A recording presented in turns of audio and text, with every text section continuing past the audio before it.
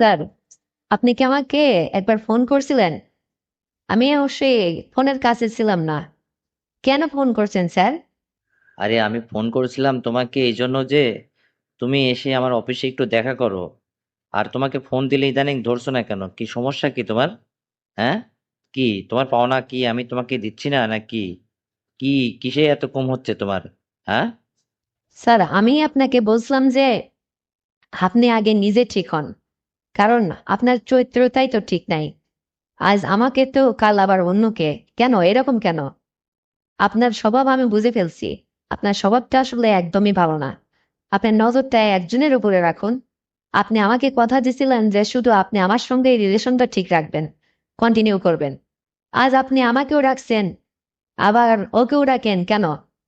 তো ওর সঙ্গেই যান, ওকেই আপনার অফিসে ডাকেন। আমাকে ফোন করছেন কেন? দেখো মিতা, বেশি বাড়াবাড়ি আমার সঙ্গে করলে কিন্তু আমি তোমার ডিমোশন করে দিব, তোমার পদ থেকে উচ্ছেদ করে দিব। কথাটা মাথায় রেখো। আমি যখন যেটা বলবো সেই মোতাবেক চলার চেষ্টা করো। এভাবে আমাকে ট্রেট করো না। আমার চলার স্বাধীনতার উপরে তুমি হস্তক্ষেপ করতে পারো না। বুঝতে পারছো? স্যার, আপনি এই কথা বলে আর কজনের সর্বনাশ করবেন? আমাকে দিনের পর দিন আমার উন্নতির আশ্বাস দিয়ে বারবার আমাকে ঠকাচ্ছেন, আমাকে নিজের প্রয়োজনে ব্যবহার করছেন। আবার আপনি অন্য কজনকে এরকম ব্যবহার করছেন তা আল্লাহই জানে। তার জলজ্যান্ত প্রমাণ আমার হাতে আছে স্যার। আপনি এটা ঠিক করছেন না। উপরের চেয়ারে বসে আপনি এই ব্ল্যাকমেল করে আমার মতো কিছু নিরীহ মানুষের এরকম জীবন নিয়ে আপনি খেলতে পারেন না স্যার। এইটা আপনার চারিত্রিক সমস্যা, আর এটা আপনি একটু শুধরাই নেন, তাহলেই হবে। আমি আসলে বুঝে ফেলছি যে আপনি এইরকম আশা দেন, মিথ্যে আশা দিয়ে আমাদের সর্বনাশ করেন। আর কাজের বেলায় ঠনঠনা, কাজটা ঠিক মতো করেন না। এটা আমি বুঝে ফেলছি স্যার। আপনি যেভাবে ইচ্ছা আপনি সেভাবে চলেন, আমি আপনার কাজে বাধা হব না। আমার আর প্রমোশন লাগবে না স্যার। আপনি যা ইচ্ছা তাই করেন। দেখো মিতা, তুমি আমাকে অযথা ভুল বুঝছো। এভাবে ভুল বুঝো না। আমি কথাও যা বলি কাজেও তাই করি। বেশ কয়েকদিন তুমি আমার সঙ্গে মেলামেশা করছো, ঠিক আছে, এটা আমি মানি। কিন্তু তার মানে এই না যে তোমার মতো আর কাউকে আমি ব্যবহার করছি। আমি শুধু জাস্ট তোমাকে ব্যবহার করছি, এবং তোমাকে যেটা কথা দিয়েছিলাম যে তোমার প্রমোশন করায় দেব, আমি ঠিক সেটাই করব। আর এর জন্য তুমি আমাকে ভুল বোঝাটা, এটা তোমার মোটেও ঠিক হচ্ছে না। বুঝছো? তুমি আমার সঙ্গে আমার অফিসে এসে দেখা করো। তারপরে আমি তোমার সঙ্গে একটা ডেট ফাইনাল করব, এবং সেদিন আমার সঙ্গে তুমি একটু সময় দাও। তারপরে তোমার এই প্রমোশনের বিষয়টা আমি খুব শীঘ্রই এটা আপডেট করব। আমি কথা দিয়ে বলছি, একদম প্রমিস করছি। এটা আমার কোনো নড়চড় হবে না, বুঝছো? একটাবার আমাকে সুযোগ দিয়ে দেখো। তা না হলে কিন্তু আর পাঁচজনের যেটা করছিলাম তোমার ওইটাই হবে। আমি অবশ্যই ডিমোশন করে দিব, এতে কোনো সন্দেহ নেই। আমার সঙ্গে বেশি রাগারাগি বা এমনি দুরাচরণ আর করো না। যা করছো ভালোই করছো। আর একটাবার আমাকে সুযোগ দাও এবং ট্রাই করে দেখো আমি তোমার কথা রাখছি কিনা, এটা আমাকে বলো। তুমি শুধু পূর্বের মতো আমার সঙ্গে একটু সময় দাও। একটু সময় দিয়ে তারপরে তুমি দেখো যে আসলে আমি ঠিকঠাক করছি নাকি। এইটাই শেষ চান্স। দ্বিতীয়বার আর আমি তোমাকে বলবো না। বুঝছো? আপনি যে আমাকে বারবার ঘুরাবেন না তার প্রমাণ কি স্যার? কারণ আমি বুঝে ফেলছি আপনি তো বিগত 2 মাস ধরে আমাকে নিয়মিত ইউজ করছেন। আপনার প্রয়োজনে আমাকে ব্যবহার করছেন, এই সেম একই কথা বলে। কিন্তু আজ তো সেটার প্রমাণ পেলাম না যে আপনি আমার কথাটা রাখছেন বা আপনি আমার আহ, চাকরির আপডেট করছেন। সেটা তো করলেন না স্যার। আর আজও আপনি একই কথা বলছেন। তাহলে আমি কি করে বিশ্বাস করবো বলুন? আরে মিতা, তুমি আমার অফিসে আসো না, তারপরে তোমার সঙ্গে আমার ফাইনালি কথা হবে। আমি বিস্তারিত সামনাসামনি সবই তোমাকে বলবো, বুঝিয়ে বলবো, তখন তুমি বুঝতে পারবা। বুঝতে পারছো ব্যাপারটা? কারণ এবার আমি তোমার চাকরির আপডেটটা করেই ছাড়বো। আমি তোমাকে কথা দিছি, এই কথার একদম নড়চড় হবে না, বুঝছো? তুমি আসো না আমার অফিসে। তারপরে আমি যদি এবারের মতো তোমার কথায় যদি আমার কথা যদি আমি রাখতে না পারি, আমার কথা যদি মিস্টেক হয়, তাহলে আর কোনোদিন তুমি আমার সঙ্গে আর রিলেশন রেখো না। তুমি ভাববা যে আমি আসলে প্রতারক, আমি ভণ্ড, বা আমি কথা দিয়ে কথা রাখতে পারি না। আমি তো মেনে নিচ্ছি, তোমাকে ক্লিয়ার বলে দিলাম। তবে বিনিময়ে কোনো কথা না। তুমি আসো, এসে আমার আমার সঙ্গে আমার অফিসে আসো, এসে আমার পার্সোনালে আর একটা দিন আমার সঙ্গে সময় দাও, শেষবারের মতো। তারপরে আর কখনো তোমাকে রিকোয়েস্ট করব না। আর যদি আমি তোমার কথা রাখতে পারি, তাহলে তো নিশ্চয়ই রিকোয়েস্ট করলে তুমি আমার কথা রাখবে, তাই না? স্যার আপনার সঙ্গে এবার যাব ঠিকই, কিন্তু আপনার অফিসে গেলে আপনার পার্সোনাল রুমে আপনার সঙ্গে ক ঘন্টা সময় দিতে হবে স্যার, একটু বলুন তো। আরে বেশি সময় দিতে হবে না, জাস্ট 1 ঘন্টা সময় দিলেই হবে। তারপরে আমি কোন তারিখে তোমার আপডেট করব এটা আমি তোমাকে সরাসরি বলে দিব। এতে কোনো সন্দেহ করো না, কোনো সন্দেহ নেই, বিশ্বাস করো একবার, তারপরে দেখবো। আরে আমি কত ছোটখাটো অভিনেত্রীর প্রমোশন করাই দিলাম, মূল ক্যারেক্টারে বসাই দিলাম, আর তুমি তো একজন সাধারণ কনস্টেবল, এটা কোনো বিষয়ই না, বুঝছো? ব্যাপারটা মাথায় রেখো। স্যার তাহলে আমার একটা কথা, এবারেই শেষ চান্স। আমি হয়তো যাব, কিন্তু এটা লাস্ট বার। তাছাড়া আপনার যদি আপনার কথা না রাখেন, আমাকে যেটা আসলে আশ্বাস দিলেন, এই আশ্বাসটুকু যদি আপনি ভঙ্গ করেন, এটাই জীবনের শেষ চান্স। আর কখনো স্যার আপনার সঙ্গে আমি কোনো রিলেশন রাখবো না স্যার, এটা আমি ক্লিয়ার বলে দিলাম আপনাকে। বুঝতে পারছেন স্যার? আরে হ্যাঁ, বুঝবো না কেন, বুঝলাম তো। আর আমি তো তোমাকে বলছি, তুমি আমার কাছে চাও কি, সবই দেবো তোমাকে। আরে কত আনপ্যারালাল, কত আনমেচুইড মানুষকে ফেমাস করিয়ে দিলাম আমি, আর তোমাকে করতে পারবো না, এটা কোনো কথা হলো? তোমাকে অনেক উচ্চ শিখরে পৌঁছে দেব, যদি তুমি আমার কথা শোনো, তাহলেই হবে, বুঝছো? নিরাশ হও না। স্যার আপনি তো জানেন আমি তো একটা বিবাহিত মেয়ে। আর আপনি যেটা আসলে দিনের পর দিন আমার সঙ্গে যে ব্যবহারটা করছেন, এটা কি আদৌ ঠিক হচ্ছে স্যার? মানে ব্যাপারটা যেন একটা ব্ল্যাকমেইলের মতো ব্যবহার করছেন আপনি। আমাকে প্রমোশন করার লোভ দেখিয়ে নানান রকম ভাবে আমার কাছ থেকে লুটে নিচ্ছেন। আপনি অনেক মজা। আর সেই আমিও আপডেটের জন্য আর কি আপনার কাজটা কথায় রাজি হয়ে গেছি। কিন্তু আপনি তো জানেন স্যার, আমার হাজবেন্ড আছে, আমার ছোট্ট একটা ফ্যামিলি আছে। তাদের মানে সবকিছু মেনটেন করে আপনার সঙ্গে যে গোপনে এরকম একটা কার্যকলাপ আমি দিনের পর দিন করে যাচ্ছি স্যার, এটা তো ভারী অন্যায়। আর এটা আমি আসলে এভাবে কন্টিনিউ করতে যাচ্ছি না স্যার। আপনি আমার একটা বা আমার কথা রাখেন, আপনার সব কথায় আমি রাজি, তবে আমার চাকরিটা একটু আপডেট করলে হবে। তারপরে স্যার এটা কন্টিনিউ আপনি করার চেষ্টা করেন না, কারণ আমার তো হাজবেন্ড আছে, আমার তো ফ্যামিলি আছে। আর সেখানে একটা বার যদি আমার কলঙ্কের দাগ পড়ে যায় না স্যার, তাহলে তো আমার লাইফটা শেষ। আমি জব করে কি করব? আমার জব করার দরকার হবে না তো, যদি আমার ক্যারেক্টারের উপরে কালি পড়ে যায়, আমার চরিত্রের উপরে যদি দাগ পড়ে যায় না স্যার, তাহলে তো আর আমার চাকরি করে লাভ নেই। এই জন্য বলছি, যতটুকু যা এ যাবৎ করছি আপনার সঙ্গে, আর আজকে পর্যন্ত যা করলাম এ অবধি শেষ। পরে আর এ ধরনের কোনো আবদার করবেন না। তবে শর্তে একটাই, শেষবারের মতো আমি আপনার কথা রাখবো, আপনি আমার চাকরির জন্য একটু প্রমোশনের ব্যবস্থা করে দেবেন, যেটা বলে এ যাবৎ আমার সঙ্গে যে আচরণটা করে যাচ্ছেন, আমিও আপনার কথাই একমত হয়ে সবই করছি। তবে এটাই শেষবারের মতো করবো স্যার। এরপরে কিন্তু আর আমার কাছে এ ধরনের কোনো দাবি দেওয়া রাখতে পারবেন না। আর আপনি অন্যদের কথা বলছেন স্যার, যাদের আপনি এই জাহান মেসিউর থেকে ফেমাস বানিয়ে দিছেন স্যার, আমার ফেমাস হওয়ার শখ নাই। আমি আপনার আন্ডারে চাকরি করতে গেছি।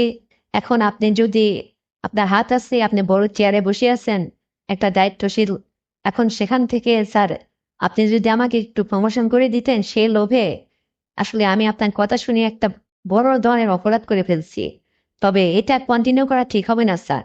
একবার দুইবার হয়তো আমি লোভে পড়ে এটা করছি, আর এটা সুযোগ নিয়ে আপনি আমাকে ব্ল্যাকমেল করে বারবার একই কাজ দিনের পর দিন চালায় যাবেন, এটা হতে পারে না স্যার।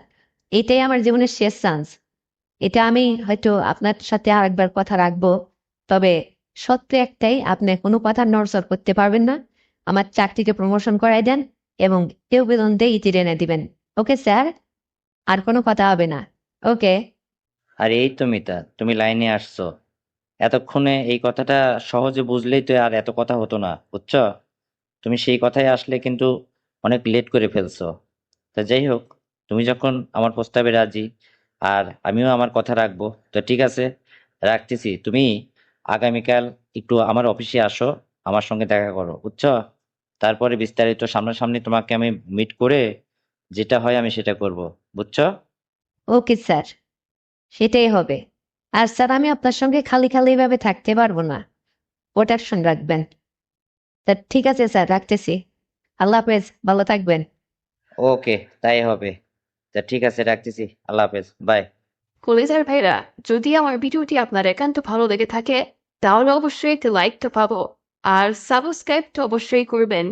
আর ভিডিওটি শেয়ার করে অন্যকে দেখার সুযোগ করে দিলেই হবে। তাহলেই আমি খুশি। দেখো, এই যে তুমি করলে এটাই ভালো হলো না? মেয়ে দুনিয়া ছেড়ে চলে গেছে, তাই কি হয়েছে? আমি তোমার শাশুড়ি, আমি তো আছি। এখন থেকে তুমি আমাকেই করবে, আর নিয়মিত এভাবেই চলবে। তোমার কি ওদের ভবিষ্যতে আর কোনো সমস্যা আছে? তখন আমার জামাই বলে যে না আম্মা, আপনি যদি এইভাবে আমাকে দিনের পর দিন হেল্প করেন তাহলে তো আর আমার দরকারই নেই। কারণ আপনার মেয়ে যখন দুনিয়া ছেড়ে চলে গেছে, আমি তো ইতিপূর্বে সিদ্ধান্ত নিয়েই নিছিলাম যে আমার আর একটা শাদী করতে হবে। কিন্তু তার আর দরকার কি? হ্যাঁ, আপনি তো কম না আপনার মেয়ের চেয়ে। আপনি হলে তো আরো ভালো হয়। আর এর ইতিপূর্বে আমি আপনার উপরে একটু টার্গেট করছিলাম যে আসলে আপনি যদি এই প্রকৃতির হন তাহলে তো আমার জন্য একটু সুবিধা হয়। তো এখন দেখছি না চাইতেই জল। আপনি যখন আমাকে অন্য কোথাও আর কাজ করতে দিবেনই না, তাহলে আপনি নির্ভর থাকুন এখানে।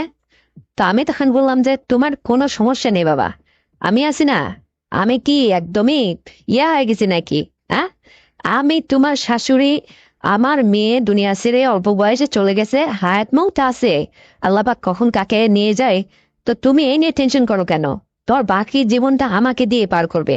কারণ দেখো, তোমার শ্বশুর তো দুনিয়া ছেড়ে সেই ইতিপূর্বে চলে গেছে। মাত্র আমার একটা মেয়ে রেখে গেছিল, সেই মেয়েটাকে তোমার হাতে উঠাই দিয়েছিলাম। আর সেও দুনিয়া ছেড়ে চলে গেল। আসলে কখন কে যায়, যাওয়ার তো আর সিরিয়াল নাই। তো আমার মেয়ে নাই তো কি হয়েছে? আমি আছি না। আর আমার যে অর্থ ধন সম্পদ যা কিছু আছে, সব দুজন মিলে না হয় বাকি জীবনটা ভোগ করব। আর এভাবেই খেয়ে দিয়ে পার করবো।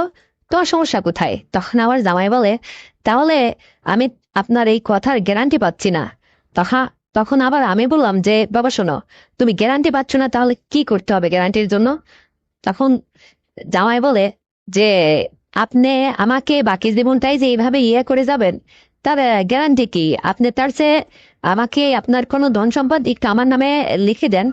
তখন ও বলতেছে ঠিক আছে, মানে আমার এই জায়গা ওই জায়গা সবটুকু, মানে অংশ একটু ভাগ করে তোমার নামে আমি লিখে দেবো, তুমি গ্যারান্টি নাও। তখন জামাই বলে যে এটা শুধু এটা দিলেই হবে না, মানে প্রথম বছরেই একটা বাবু নিতে হবে। তখন আমি বললাম যে ঠিক আছে, এটা আসলে এলাকার মানুষ বা পাড়ার মানুষ যা বলে বলুক গা। এখন আমি তোমাকে হাত হাতছাড়া করতে চাচ্ছি না বাবা। কারণ তুমি এত দেখতে শুনতে হ্যান্ডসাম একটা ছেলে, আর তোমার মতো ছেলে আমার হাতে থেকে চলে গেলে এটা আমার আসলে ব্যর্থতা। আর আমি কখনো তা যেতে দেবো না। আর কারণ ইতিপূর্বে তোমার শ্বশুর ছিল তোমার মতো না, সে একদম নির্জীবী, মানে তার এই শরীরে চলতো না, অসুস্থ মানুষ, এই রোগা রোগা ভাব। আর তুমি তো মাত্র তোমার সবে শুরু। তো আল্লাহ যা করে ভালোর জন্যই করে। আসলে তোমাকে আমি ছাড়বো না।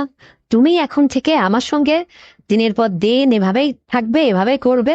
আর আমরা গোপনে বিয়ে শাদী করে নেব। তোমার কি আপত্তি আছে বাবা? আমার জামাই হেসে বলে যে না আম্মা, আমার কোনো আপত্তি নেই। তবে এখন থেকে আর আমি আপনাকে আর আম্মা বলে ডাকবো না, আমার আর ডাকতে ইচ্ছা করতেছে না। কারণ আপনি আমাকে যে ধরনের প্রস্তাব করলেন, এরপরে কি আর আম্মা বলা যায়? তখন আমিও হেসে দিয়ে বললাম যে ঠিক আছে, তুমি আজকের থেকে আর আমাকে ওই আম্মা বলে ডাকার দরকার নেই। সোনা পাখি, যা বলে আদর করে ডাকতে মন চায় তুমি তাই বলে ডেকো। কিন্তু তবুও তুমি আমার হাতছাড়া হো না, অন্য কোনো কোথাও বিয়ের সম্বন্ধ জোটায়ও না, কোনো জায়গায় যাও না, কোনো মেয়ের পাল্টানে পড়ো না। তুমি সবসময় আমার হয়ে থাকবা। আমি সারাটা জীবন, এই বাকি জীবনটা তোমাকে নিয়ে পার করে দেবো। আর আমরা শোনো, গোপন একসময় কোর্ট ম্যারেজ করে বিয়ে শাদী করে মানে এটা রাখবো, মানে বৈধভাবে থাকবো। আর বাবু তাবু তুমি যা নাও প্রতি বছর একটা করে দেবো, তাতে কোনো সমস্যা নেই। কিন্তু গ্যারান্টি এটা, তুমি এর জন্য কোনো টেনশন করো না। তো আমার জামাই তারপর থেকে বলে যে ঠিক আছে, এটা এলাকার মানুষ বুঝবে না। আর আমিও বাড়িতে থাকবো না, আপনার এখানেই থাকবো। তখন আমি বললাম যে ঠিক আছে, এটা বাড়ির থেকে যদি তোমার কোনো সমস্যা না হয় তাহলে তুমি এখানেই থেকে যাবে। কারণ আমার তো এই যে বিল্ডিং বাড়ি, একদমই একা আমি পড়ে থাকবো। মানে এই কাজের বুয়া এসে রান্না করে দিয়ে চলে যাবে, তারপরে আমি তো একাই থাকি, তো এইভাবে কি সময় যায় বলো? ব্যাংক ব্যালেন্স যা করা আছে আছে, সব কিছু তুমি দেখাশোনা করবো, আমার অর্থ সম্পদ সবকিছু। আর আমরা প্রতিদিন মজা করবো, বোঝো নাই? তখন আমার জামাই বলে যে ঠিক আছে সোনা পাখি, তুমি এটা চাইলে তুমি দেখছো কি? কারণ তোমার মেয়ে তো আমার হাতে দিছিলে, সে তো রোগা অসুস্থই থাকতো সবসময়, মানে আমাকে ঠিকঠাক মতো ইয়ে করতে পারতো না। আমারও খুবই মানে ইয়ে হতো, মানে সমস্যা হতো। তো তুমি যখন বলছো তোমার মতো মানুষই তো আমার দরকার, তো তারপরে আমি আবার বললাম যে ঠিক আছে, মানে তুমি তো জীবনে যতটুকুই অখুশি ছিলে আনন্দ পাও নাই, সেইটা বাকিটুকু আমি পূরণ করব। তোমার লাগবে কত, তুমি এই নিয়ে কোনো টেনশন করো না তো বাবা। ঘোড়ার ডিম টেনশন করতেছে। তখন জামাই বলে, আবার আমাকে বাবা বলছো তুমি? বাবা বলা যাবে না, তুমি আমাকে এখন থেকে আদরের সহিত বলছো, আর কি বোঝাইতে হবে তোমাকে? সোনা জান পাখি এভাবে ডাকবা, বুঝতে পারছো? তখন আমি হেসে দিয়ে বললাম, ঠিক আছে ঠিক আছে, আমিও তো এটাই চাচ্ছি জান, তুমি আমাকে জান পাখি বলেই ডাকবা। এই বলে তো জামাই তখন আমাকে কাছে এসে যাই হোক একটু জড়িয়ে ধরে আদর করলো, তোমাকে এলো। তা আমিও ওকে একটু দিলাম। তো তারপর থেকে সে আমাকে চুটিয়ে মানে খুব করে আনন্দ সে যে ও আর আমি জীবনটা পার করতে থাকলাম। পরের বছরে আমাদের একটা কন্যা সন্তান হলো। তাকে মানে জামাই এটা আসলে আমার কাছ থেকে একটা গ্যারান্টি চাইছিল, তাই তাকে গ্যারান্টি দিলাম। তো তারপর থেকে ও আমার আহ, মানে আমার উপর একটা আস্থা করলো যে অদূর ভবিষ্যতে আমাকে তাড়াই দেবে না। জামাইও একটু শান্তি পেলো, আমিও যাই হোক আমার এই বাকি জীবনটা হয়তো আমি কোথায় যাব, আমার অভিভাবক কে হয়ে দাঁড়াবে, এই যে নানা টেনশন করতেছিলাম, এটার থেকে মুক্ত হলাম। তো জামাই যে, বাবা যে কি জামাই যে একটা মানুষ গো, তোমাদের কি বলবো বন্ধুরা, মানে অত বড় ইয়ে মানে আমি কল্পনাও করতে পারিনি। মানে আমার প্রাণটা ভরে যায় আর কি, মানে ওর আদর যত্নে খুবই সুন্দর, ও একটা মানুষ হিসাবে খুবই ভালো, সৎ চরিত্রের মানুষ, দারুণ। আর আমিও খুব শান্তি পাচ্ছিলাম, মানে আমি ইতিপূর্বে জীবনে কখনো মানে এত আনন্দ সহিত জীবন যাপন করিনি। মানে সব দিক দিয়ে সে আমার যোগ্য। মানে আমিও তো উঁচলম্বা বেশ ফেকারালা মানুষ, আর ও আমার জন্য একদম পারফেক্ট ছিল। ও যেমনি উঁচলম্বা, দর্শনদারি খুব দারুণ নায়কের মতো চেহারা। হ্যাঁ, ওই লোভ সামলাইতে না পারে ওকে আর আমার হাত ছাড়া করলাম না। তো বন্ধুরা, আমার এবং আমার জামাইয়ের এই যে মানে একটা দুর্গতি, জীবনে একটা অ্যাক্সিডেন্ট ঘটে যাওয়া, যে আমার মেয়েটাও অল্প বয়সে জীবন থেকে চলে গেল, আবার আমার হাজবেন্ডটাও চলে গেল, এখন পড়ে রইলাম শুধু আমি আর আমার জামাই। তো তারপর থেকেই মানে সিদ্ধান্ত নিলাম যে আসলে বাকি জীবনটা তাকে এবং আমাকে একসঙ্গে এইভাবে, মানে এলাকার মানুষ কে কি বলবে এটা আসলে দেখার বিষয় না, নিজেকে তো বাঁচতে হবে মান সম্মানের সহিত। আর আমরা তো যেহেতু বৈধতা করেই নিয়েছি, তো সেখানে আপত্তিটা কোথায়, কে কি বললো এটা কোনো যায় আসে না, সেও পরের ছেলে আমিও পরের মেয়ে, সমস্যাটা কোথায়? তো আমরা আসলে এভাবে চলতে চলতে বন্ধুরা, মানে ওর আর আমার পরের বছরে কি হলো না হলো, কত দূর কি হলো, এইটা পরের গল্পে আবার আসছি তোমাদের মাঝে। সুন্দর করে একটা গল্প তোমাদের আবার শোনাবো, আমাদের দুজনের, জামার এবং আমার। তো ততক্ষণে তোমরা ভালো থাকবা। আর শোনো, যাবার আগে এক্ষুনি আমার চ্যানেলটিকে সাবস্ক্রাইব করে দাও, ভিডিওতে একটা লাইক দাও, শেয়ার করে অন্যকে দেখার সুযোগ করে দাও। আর হ্যাঁ বন্ধুরা, আরো সুন্দর সুন্দর গল্প এই তো আগামীতে নিয়ে আসছি। আর পরের বছর যাওয়াই আমাকে মানে কিভাবে কি করলো এটাও তোমাদের মানে একদম খুলে খুলে শোনাবো, বুঝতে পারছো? ততক্ষণে অপেক্ষায় থাকো। আসসালামু আলাইকুম দুলা ভাই, কেমন আছেন? ওয়ালাইকুম আসসালাম। কি খবর রুমা, কেমন আছো তুমি? এই তো আছি ভালো। তো বুবু ভালো আছে? হ্যাঁ, তোমার বুবু তো অবশ্যই ভালো আছে, সে ভালো থাকবেই না বা কেন? এই শোনো, তোমার বউর তো একটা খুশির সংবাদ আছে, সে মা হতে যাচ্ছে। কি বললেন আপনি? এই এখান থেকে যাওয়ার পরে এই বুবুর এই ভিটা পাচ্ছেন আপনি? করছেন কি? দারুণ তো পারেন আপনি। ও, আর তাহলে আমাকে তো ভুলেই গেছেন তাই না? সেই কথা আপনার বুঝি এখন আর মনে পড়ে না? আরে তোমার মতো এরকম রসের হাঁড়িকে কি ভোলা যায়, তাই বলো আগে। তুমি যে সুন্দর নাদুস নুদুস আমার শালি একখানা, হ্যাঁ, নায়িকার মতো চেহারা। তো শোনো, আচ্ছা এই কথা বললে কেন তুমি, যে তোমাকে আমি ভুলে গেছি বা সেই কথা মনে পড়ে না, কোন কথা সেটা? দুলা ভাই, সন্ধ্যাবেলায় ওই যে ছাদের উপরে আমি দাঁড়াইছিলাম, পিছন থেকে আপনি ওই যে এসে বুবুকে মনে করে মিস্টেক করে আমাকে ধরছিলেন, মনে আছে? আপনার হাত খেয়ে আমার ডান পাশের বুক চেপে ধরলো, হ্যাঁ? হ্যাঁ হ্যাঁ হ্যাঁ, এখন আমার মনে পড়ছে। আরে সেদিন দারুণ লাগছিল। আমি তোমাকে, বিশ্বাস করো, তোমার বুবু ভেবে আমি তোমাকে এইভাবে জড়িয়ে ধরছিলাম। আমি আসলে বুঝতে পেরেছিলাম না যে তুমি। তো যাই হোক, ভালোই লাগছিল। কেন, তোমার ভালো লাগে নাই? হ্যাঁ, আমারও তো অনেক ভালো লাগেছিল দুলা ভাই। আরে এই জন্যই তো আপনাকে বলছি যে আপনি কবে আসবেন, আপনি আসেন না কেন, অনেক দিন হয়ে গেল। আর শোনেন, বুবু তো এখন মা হতে যাচ্ছে। তো এই একটা বছর আপনি তো ছুটি, এই একটা বছর কি করবেন? তো এই একটা বছর আপনি আমার সঙ্গে চলেন না, দেখেন, আপনি বেড়ানোর কথা বলে আমার এখানে এসে একটু আমাকে নিয়ে যান, অথবা দু একদিন থাকেন। আমার ভীষণ মন চাইছে জানেন আপনাকে পেতে। পুরা দিন সেদিন ভুল করে যে কেন আপনার ওই ডান হাতটা আমার ওখানে যায় চাপ দিল, আমার ভীষণ ভালো লাগছিল। আমি এটা ভুলতেই পারতেছি না জানেন। আপনি আসবেন কবে তাই বলেন, আমি নেব, আমাকে দিতে হবে।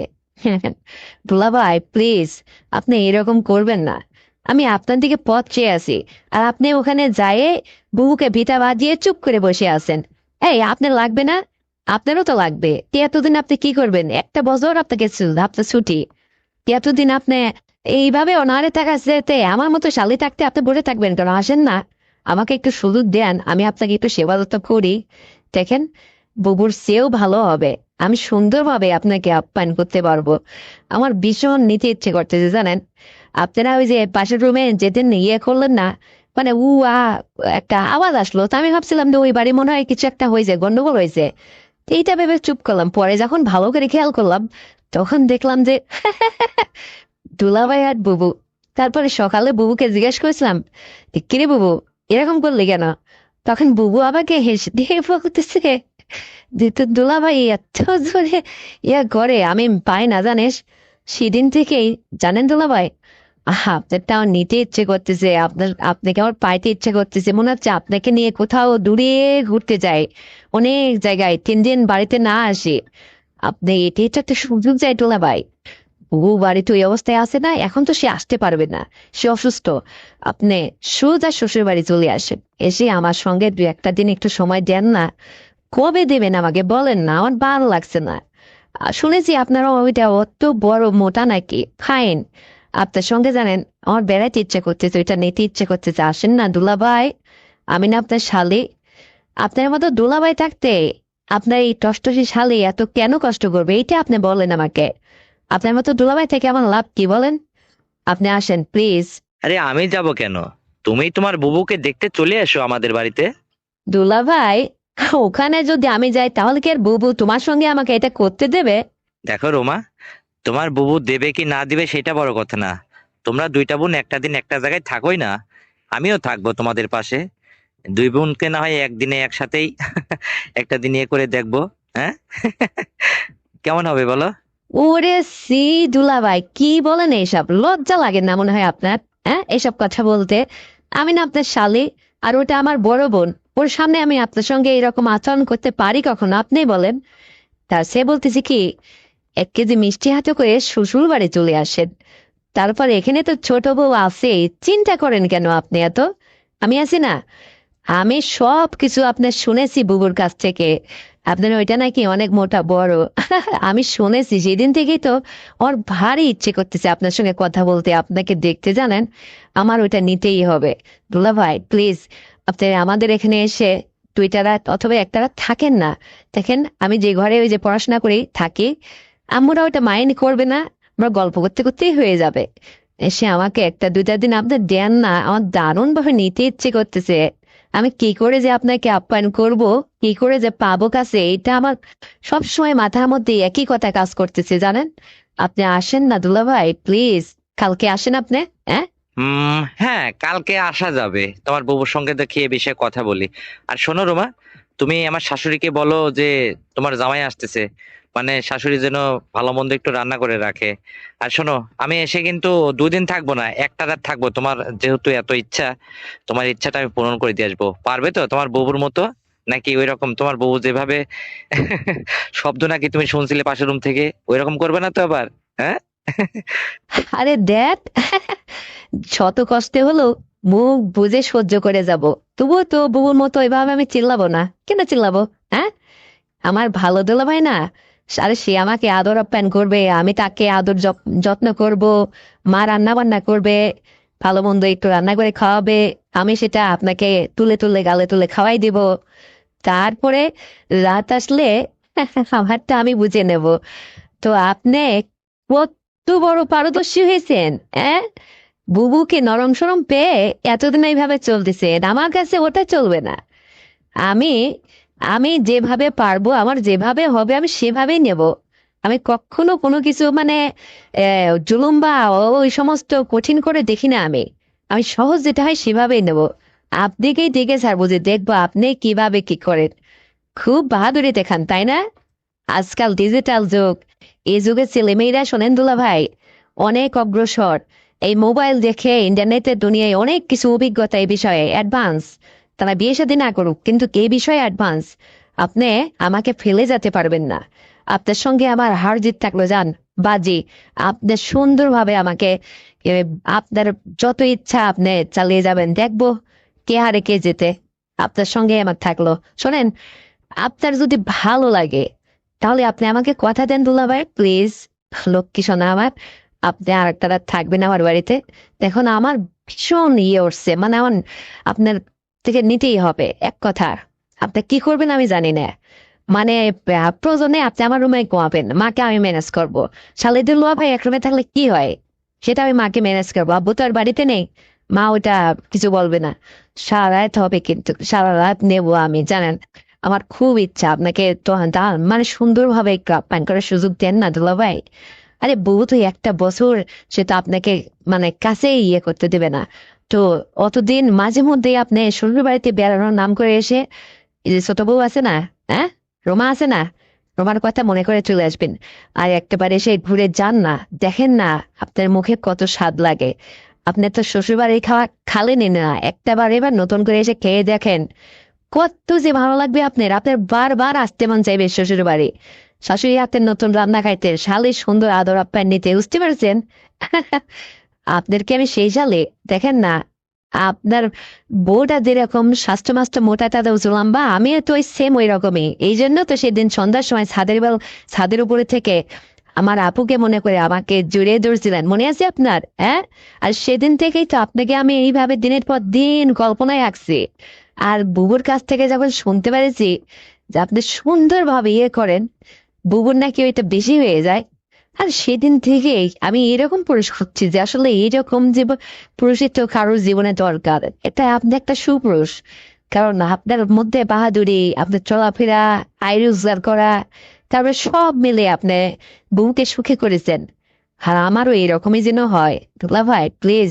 যতদিন আমার বিয়ে শাদী না হয় আর বউ যতদিন এরকম অসুস্থ থাকে বাসায়, অতদিন আপনি আমার কাছে আসবেন। দেখেন আমার আর ভালো লাগতেছে না। আপনি আগামীকালকে চলে আসেন, মাকে আমি সবকিছু বলে রাখতেছি। আর কথা কিন্তু ওইটাই, 2টা রাত থাকবেন, এক রাতে আবার হবে না, ওই এক রাতে 2-3 বার হবে, তারপরে পরের দিন আপনি চলে যাবেন। আর আমি বাড়িতে বসে কান্নাকাটি করবো, আর বুবুকে নিয়ে আপনি ওইদিকে বাজারে থাকবেন, তাই না? প্রয়োজনে আমি আপনার সঙ্গে ওখানে যাবো, যা দূরাত থেকে আসবো। বউ তো রান্না কর না, রান্না বান্না করে আপনাকে খাওয়াইতে পারতেছে না, তার অসুবিধা। আমি একটু সংসারের কাজকর্ম করি, একটু আগাই দিয়ে যাবো, আমার বুবু না।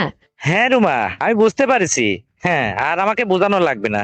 ওই তোমার বউর মতো তোমার ওই ভিটা বাঁধার শখ হয়েছে। ঠিক আছে, যাও যাও, তোমার ইচ্ছা আমি পূরণ করব। আমি আগামীকালকেই তোমাদের বাড়িতে আসতেছি। এসে তোমার কি করার লাগে সেটা আমি দেখতেছি। কত তোমার ইয়ে হয়েছে, ওই ভিটা বেঁধেই দিয়ে আসবো না। তো ঠিক আছে, রাখি এখন। আচ্ছা তোলা ভাই, রাখেন তো, ভালো থাকেন, বুবুর যত্ন নিন। আর আগামীকালকে কিন্তু আসতে বলবেন না, আমি মাকে বলে রাখতেছি। আল্লাহ হাফেজ। ওকে, বাই। তো বন্ধুরা, আমার দুলাভাই আর আমার সঙ্গে এই সংলাপটি শুনে তোমাদের কেমন লেগেছে অবশ্যই কমেন্ট করে জানাবে। আর তুমি যদি এই চ্যানেলের নতুন দর্শক হয়ে থাকো, তাহলে এক্ষুনি চ্যানেলটিকে সাবস্ক্রাইব করে দাও, ভিডিওতে একটা লাইক দাও, আর শেয়ার করে তোমার কাছের বন্ধু বান্ধবকে শোনার সুযোগ করে দাও। ততক্ষণে সবাই তোমরা ভালো থাকবে, নিজের স্বাস্থ্যের যত্ন নেবে। আল্লাহ হাফেজ।